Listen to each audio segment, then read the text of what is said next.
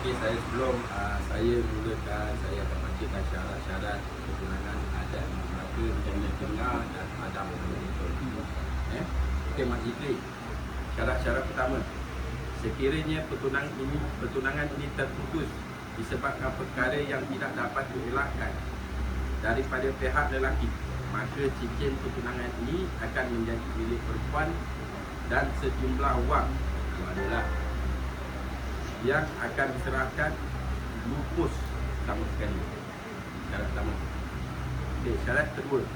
Sekiranya pertunangan ini terputus disebabkan perkara yang tak dapat dielakkan oleh pihak perempuan, maka cincin pertunangan diulangkan.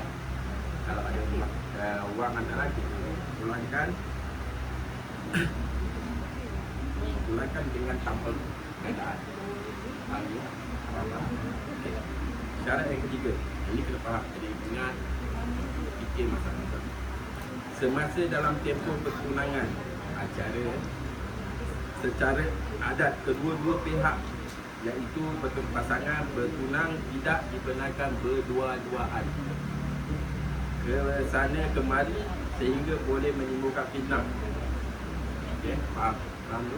Ketua adat, iaitu saya, berhak menegur pelakuan sumbang pasangan tersebut. Maknanya dah bertunang ni bukan dah dapat lesen penuh. Ini bertunang dapat lesen A. Kalau lesen lain, undang-undang DPP kena buat seorang.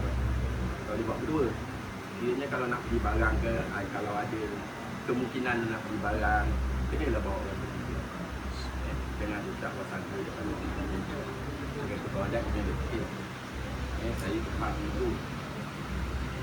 Okey, yang keempat, wakil dari pihak lelaki atau ketua adat, pihak lelaki hendaklah menyerahkan wang urusan adat sebanyak 1% daripada wang hantaran.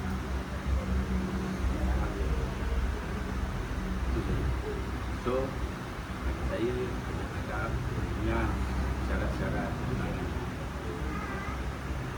Saya yang ketiga tu mestinya dua lah minta. Jangan ada sampai luas. Faham?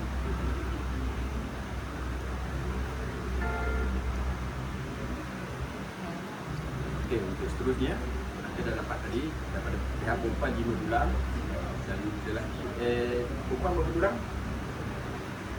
7. Perempuan 7 kepada semua. Okey, dan kita mendapat cincin bulan seterusnya untuk sekarang akan untuk yang cincin untuk memisahkan pertunangan.